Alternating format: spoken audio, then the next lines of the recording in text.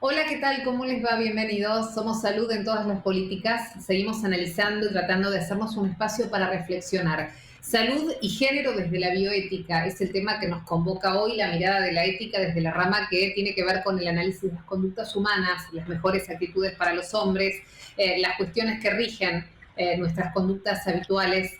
Y vamos a conversar con la doctora Florencia Luna, que es doctora en filosofía y es especialista en bioética, acerca de este tema que realmente es tan importante, ¿no? Que tiene que ver con el acceso a la salud como un derecho humano, pero también atravesado la mirada desde lo vinculado al género, en tiempos en los cuales se cuestiona tanto este punto, este aspecto. Va a ser realmente una entrevista muy interesante, atravesada decididamente por la ética en todo su sentido. Antes, lo saludo al doctor Gabriel Orbagalo, que siempre nos acompaña con su lado B. Gaby, buenas tardes, bienvenido. Hola Milva, ¿cómo estás? Gracias, bienvenida también a este nuevo STP de siempre. Siempre es un placer, Gaby, poder conversar con vos y ansiosa por escuchar tu lado B de esta semana. Hoy vos sabés que empezaron a celebrarse, que se han cumplido o se van a cumplir durante el transcurso de este año los 2 siglos de vida de la Universidad de Buenos Aires. Y algunas reflexiones que me surgen al respecto de estos 2 siglos, con los cuales la Universidad de Buenos Aires ya digamos, está a punto de cumplir. La universidad fue creada en 1821 bajo la gobernación de Martín Rodríguez. Eran épocas de anarquía, no existíamos como un país constitucional, sino como una suma de varias provincias, y Martín Rodríguez, junto con su ministro de gobierno, que era Bernardino Rivadavia, inaugura lo que fue la Universidad de Buenos Aires. Como antecedentes, y vos sabés que yo vengo de la rama de la medicina se enseñaba primero por los jesuitas, luego de ser expulsados se funda el protomedicato en épocas del virreinato, luego el Instituto Médico Militar en épocas, luego de las épocas revolucionarias, hasta, como te decía, en 1821 que se crea la Universidad de Buenos Aires con un puñado de carreras, la de letras, exactas, medicina, jurisprudencia, que sería lo que luego sería la Facultad de Derecho, y las ciencias sagradas.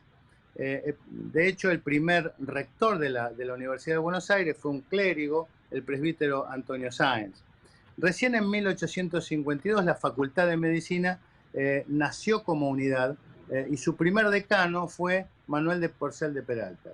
Pero hay 2 grandes hitos y hechos que marcan ya en el siglo XX la vida de la Universidad de Buenos Aires.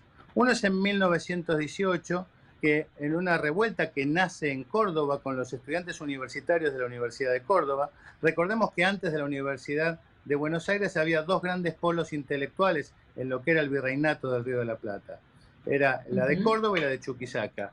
Córdoba siempre fue realmente el foco donde aparecieron los principales movimientos reformistas, y la reforma universitaria, que lucha por los 4 postulados, que era el cogobierno, la extensión universitaria, la autonomía universitaria y los concursos por oposición, logran imponerse, y desde ese momento se impone la reforma universitaria como un hito en 1918 en la vida universitaria argentina.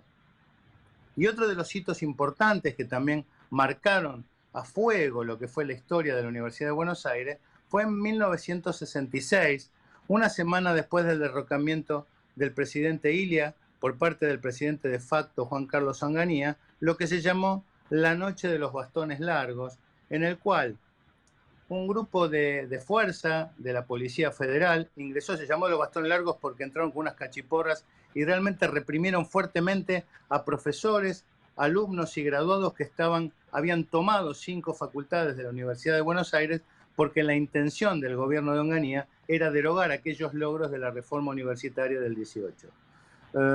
Realmente el siglo XX fue marcado por estos dos hechos.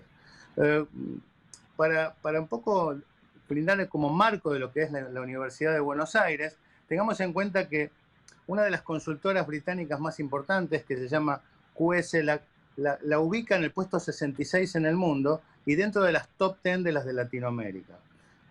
Los 5 premios Nobel que tiene la Argentina, 4 de ellos son egresados de la Universidad de Buenos Aires, y uno, el que es de La Plata, que es Pérez Esquivel, es profesor de Ciencias Sociales de la Universidad de La Plata. De los 29 ministros de salud que tuvo la Argentina, la mayor parte son egresados de la Universidad de Buenos Aires, y de todos los presidentes constitucionales que tuvo la Argentina, 16 de ellos son egresados de esa casa de altos estudios. Pero si el siglo XIX fue, si se quiere, el desarrollo institucional, el siglo XX realmente estuvo marcado por las corporaciones patriarcales. Esto es, las Fuerzas Armadas, las fuerzas sindicales, la iglesia y las empresarias, que realmente son fuertemente de presencia masculina. Con lo cual te tengo que decir que de los 60 decanos, más de 60 decanos que tuvo la Facultad de Medicina de la UBA, y los 82 rectores que cuenta en la historia la UBA, ninguno de ellos es una mujer.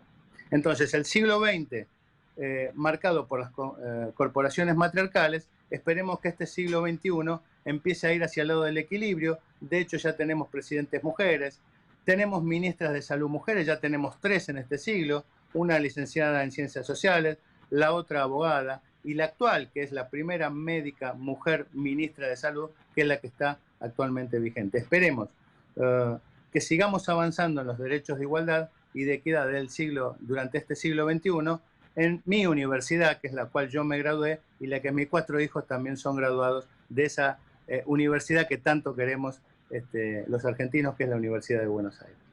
Te dejo con nuestra Cuánto orgullo. Gracias, Gaby, cuánto orgullo, ¿eh? Gracias por acercarnos a esta reflexión. Comparto lo mismo. Ojalá que sí, que tengamos el lugar que corresponde para la presencia de las mujeres. Gracias, doctora Barbagalo, y ya la estoy saludando también a la doctora Florencia Luna. Ella es doctora en filosofía y es especialista en bioética. Florencia, gracias por estar con nosotros. Bienvenida. Hola, bienvenida. Gracias, Milva. También egresada de la Universidad de Buenos Aires, así que muy orgullosa también. Bueno, qué bien entonces, qué bien, cuánto talento, ¿no? Que ha salido de nuestra universidad. Doctora, esta perspectiva de género, ¿no? Que bueno, él planteaba recién, el doctor Barbagalo, respecto, por ejemplo, de la historia de la universidad, pero nosotros hoy la traemos un poco más vinculada al tema de la salud. Y quiero empezar por preguntarle por qué tenemos que plantear, por qué es importante plantear la salud desde una perspectiva de género. ¿Qué significa, qué implica esta mirada? Bueno, mira, yo pienso que hay distintas cuestiones cuando pensamos en la salud y en el género.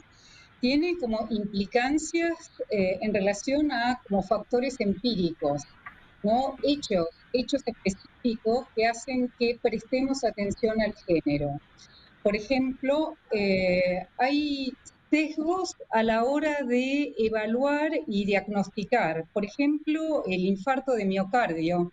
Hay unos estudios muy interesantes realizados en Suecia e Inglaterra en 2017 sobre 180.000 pacientes que muestran, por ejemplo, que las mujeres tienen 3 veces más posibilidades de morir después del diagnóstico de infarto de miocardio que los varones. ¿Y por qué? Porque en general hay un diagnóstico sesgado, o sea, se piensa que son factores psicológicos, no se lo toma, se hacen menos estudios a las mujeres, menos estudios exhaustivos a las mujeres, por ejemplo. O sea, hay que cambiar ciertas pautas y este es un estudio, fíjense, bastante reciente y de sociedades supuestamente súper progresistas en estos temas. O sea, O que sea, de alguna todavía... manera, doctora, claro, se subestima, por ejemplo, para dar un ejemplo, esta patología que usted menciona, se subestima en el caso de las mujeres. Por ahí se considera que puede tener que ver con cuestiones más anímicas, emocionales, y no se está teniendo en cuenta el impacto que eso puede tener sobre la salud cardíaca. Exacto. ¿No? Entonces, bueno, exageran, no es para tanto, Claro. es una cuestión psicológica, está muy cansada. Y eso, bueno, son datos crudos en un punto, ¿no? Hasta uno podría decir cuestiones más concretas, como puede ser en los partos la violencia obstétrica. O sea, Ujú. hay cuestiones de género, las mujeres además estamos mucho más como expuestas al sistema de salud, ya sea justamente por la salud reproductiva, somos las que nos embarazamos, parimos, reproducción asistida, cuestiones que pueden tener con genética, digamos, que hacen que en general las mujeres siempre estemos como atentas a nuestra salud reproductiva. Pero además, en general, también por este rol de género, somos las que nos ocupamos de nuestros hijos. Entonces, hay como mucho impacto de las mujeres en todo lo que tiene que ver con el género. Pero por otro lado, digamos, estas son como cuestiones más empíricas. Hay cuestiones que tienen que ver con la teoría y por ahí ya nos vamos al feminismo, ¿no? Ujú. Por ejemplo, las visiones feministas respecto de la noción de autonomía. Es súper interesante, ¿no? Las mujeres, digamos, y el feminismo lo que hace es hablar de la autonomía no como algo totalmente como individual, cerrado, yo soy un ser autónomo, independiente, sino, por ejemplo, introducen con muchísima fuerza lo que se llama la autonomía relacional. Somos seres en relación, no somos completamente autónomos. Cuando nos tenemos que operar o cuando tenemos un problema, lo que hacemos es, bueno, hablarlo con nuestra pareja, con nuestros hijos, ver cómo vamos a organizar la familia, cuánto tiempo vamos, digamos, hay cuestiones, la noción de vulnerabilidad, por ejemplo, fue muy retomada por todo un análisis feminista, ¿no? La noción de cuidado también. Hay toda una perspectiva, a veces se discute si es feminista o femenina, pero bueno, hay cuestiones muy contundentes respecto de este tipo de situaciones. Doctora, recién hacía ejemplos o daba ejemplos de la mujer como paciente, ¿no? ¿Qué pasa con las mujeres que trabajan en salud? ¿También están atravesadas por esta mirada a veces un tanto patriarcal o pudieron también a puro esfuerzo por una lucha propia, por una cuestión propia, ir ganando los lugares para ser reconocidas como tal? Y son un poco las que pueden jugar como disruptivas en esta cosa en la cual las mujeres son subestimadas o consideradas en menor grado. A ver, a mí me parece que la mujer, por el hecho de ser mujer, no necesariamente es feminista. La mujer puede seguir repitiendo los parámetros patriarcales si no hay Exacto. una reflexión, ¿no? Lo que sí vemos, yo creo, es en estas nuevas generaciones, en las chicas jóvenes, hay toda una visión mucho más disruptiva, mucho más, digamos, interesante en ese sentido, ¿no? Esto no quiere decir que estas generaciones un poco más grandes como la mía no hayan empezado a mostrar camino, pero lo que quiero decir es que no necesariamente por el hecho de ser mujer uno va a ser feminista. Uno puede Sin repetir y duda. educar a hijos en el estilo más patriarcal que existe, ¿no? O Incluso uno me puede parece, empezar a doctora, replantearse, sí, perdona, replantearse.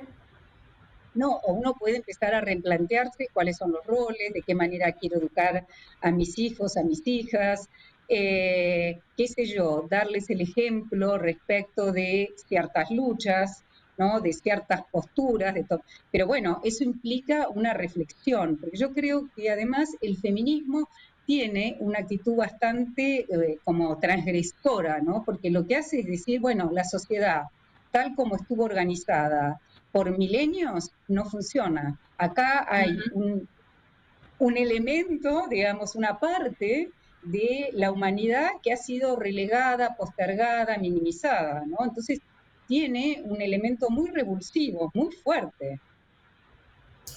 Doctora, usted recién mencionó cuando yo justo le interrumpí, creo que íbamos a lo mismo. Usted dijo la educación de nuestras hijas y nuestros hijos. La educación del varón también vuelve a cambiar la historia. Así como hay mujeres que, como usted decía, de pronto repiten un modelo patriarcal en el cual fueron criadas, hay hombres que no tuvieron oportunidad de tener otro modelo de crianza. El cambio, esta visión feminista de la realidad y de género, esta perspectiva de género incluye a todos.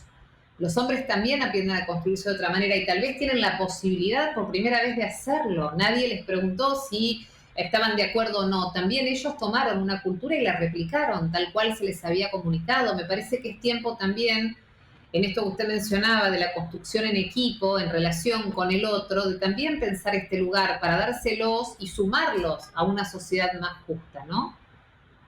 Absolutamente, ¿no? Por eso yo decía que en realidad depende de esa como construcción que hagamos, ¿no? De la educación que estemos transmitiendo, de los valores que les inculquemos a nuestros hijos, ¿no? Porque, a ver, mujeres hubieron siempre, y esto que estamos viendo ahora es totalmente actual. Lo que uno también ve muy claramente es esto que yo decía hace un ratito, ¿no? Las generaciones más jóvenes son muchísimo más conscientes de todo este tipo de cuestiones y eso también hace, digamos, poner al varón en otra situación y otra dinámica. Y bueno, esto va a implicar cambios, modificaciones que todavía ni siquiera estamos viendo. Yo creo que Es cierto. en la educación, pero también en todas estas otras cuestiones, ¿no? Yo siempre traigo ejemplos, bueno, cada uno un poco acerca de la realidad que tiene, ¿no? De lo que ha sido la evolución de mi hijo, que está en tercer grado, y lo que eran sus comienzos en el jardín, cuando él empezaba a jugar y a conocer los colores, y esta historia de contar que no hay colores de nenas ni de varones, y que no hay juegos de nenas ni de varones, sino que todos jugamos a lo que nos gusta, y nos ponemos los colores que nos gustan, o sea, en cosas tan pequeñas que son tan significativas para un quiebre. Y recordaba también, doctora, a modo de anécdota, una charla en una mesa familiar con adolescentes varones, adolescentes jóvenes varones, que escuchaban atónitos a la abuela que contaba cuando una se bancaba, entre comillas, los piropos en la calle. Y para ellos no era posible entender esa fórmula. Le parecía un horror, no lo podían comprender, no entraba dentro de su lógica. ¿Cómo es que vos le decís algo a una mujer metiéndote con su cuerpo, con su pelo, con su cola, con su cara, con lo que sea, ¿no? Entonces son como No sé, señales que realmente rompen con modelos que durante décadas nos bancamos sin cuestionar. exactamente, lo que uno ve, sobre todo, como vos decías, en en los jóvenes, yo también lo veo en mis hijos, es una mirada, digamos, completamente diferente y en ese sentido es bienvenida, porque bueno, los cambios son cambios muy profundos en un punto, ¿no? Y en ese sentido yo creo que es importante empezar a reconceptualizar algunas cuestiones. Por eso es interesante la mirada que desde la bioética y el feminismo, digamos, que empiezan a pensar, y en general lo que uno ve en las perspectivas feministas, que son muy variadas, y que por ahí hasta no tienen una única visión respecto de un fenómeno. Por ejemplo, en reproducción asistida, Yo siempre digo que es como caminar por un campo de minas personales, porque uno no sabe por dónde va a explotar la mina, ¿no? Es bastante difícil y uno se encuentra con feministas, lo que llamamos feministas liberales, que van a decir, bueno, son súper bienvenidas estas técnicas porque en realidad lo que hacen es permitirle mayor libertad a la mujer, tener hijos durante un ciclo mucho más largo que el biológico establecido, y entonces en ese sentido promueven su autonomía, entonces están bienvenidas. Y por otro lado uno se encuentra con feministas que dicen, ojo, no sé si son tan bienvenidas, hasta qué punto no están fomentando el rol reproductivo de la mujer, el a toda costa tener que seguir teniendo hijos, en donde todo se hace en el cuerpo de la mujer, y son dos visiones feministas que sin embargo tienen miradas diferentes sobre las mismas prácticas, ¿no? Entonces es muy interesante ver con qué sutileza por ahí desde el feminismo, desde el género, se miran ciertas cuestiones. Por ejemplo, respecto del aborto, claro, respecto del aborto, por ejemplo, vas a encontrar muchísima más coincidencia, porque en general se ve, digamos, la posibilidad, lo que implica para las mujeres que no tienen recursos, lo que implica para la desigualdad, digamos, en general aquellas que necesitan recurrir al Estado para poder realizar una interrupción del embarazo son las mujeres que no tienen recursos. Las mujeres de clase media o alta saben cómo hacerlo y lo pueden hacer, si bien hasta hace unos meses de manera ilegal, lo podían hacer de manera segura. En cambio, son las mujeres pobres o sin recursos las que terminaban en general en situaciones terribles, con, digamos, esterilidad, muerte y demás cuestiones, ¿no? Ahí uno encuentra que sí hay una mirada convergente respecto de la importancia de una mirada de género en este tipo de cuestiones, pero no siempre uno ve convergencia total, ¿no? Puede proveer diferentes miradas para poder pensar, bueno, qué es lo correcto, lo incorrecto, ¿no? En este campo. Sí, o tal vez crecer aún en la diversidad de criterios sobre cuestiones muy puntuales. Mi pregunta final, y la verdad que me queda re chico el programa, doctora, de hoy, porque me quedan muchas cuestiones por preguntarle. ¿En qué estadio de este movimiento que ya no vuelve para atrás estamos, por lo menos en Argentina? ¿Todavía estamos en un momento de mucha lucha para poder abrir caminos? ¿O cuánto falta para que esto de alguna manera se empiece ya a instalar como, no me gusta la palabra cotidiano, pero como algo más incorporado a nuestras vidas, ¿no? No todo el tiempo de ruptura y de quiebre, o todavía tenemos que seguir abriendo caminos a la fuerza? Yo creo que todavía hay camino para hacer, pero hemos avanzado bastante, ¿no? Yo creo que la ley de despenalización, digamos, del aborto es un paso súper importante para todas las mujeres y en general, digamos, para la sociedad. El poder elegir, digamos, cuántos hijos tener y poder tener los hijos que uno quiere y no estar obligadas a continuar un embarazo. Hay un montón de cuestiones más. Nosotros hemos visto cómo la pandemia a la vez implicó como una pandemia oculta, que es todo lo que tiene que ver con violencia de género, ¿no? Como el hecho de estar aisladas y tener que estar 24/7 en los hogares desató muchísima más violencia y bueno, y esto se sabía que iba a pasar, porque esto es parte de los, digamos, De lo problemas. cotidiano, de lo real. Lo que pasa, doctora, que como usted bien mencionó, la pandemia lo expuso. Esa permanencia en el hogar hizo que las denuncias por violencia de género y los femicidios lamentablemente no disminuyeran, por el contrario, se incrementaran.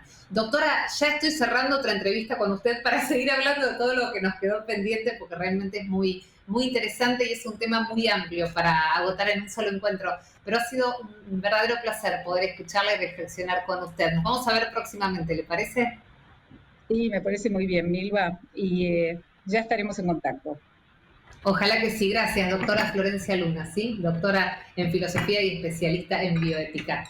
Nos vamos. Reflexionen acerca de todo lo que ella nos aportó, me parece lo más interesante para el día de hoy. Somos Salud en todas las políticas. Gracias por acompañarnos.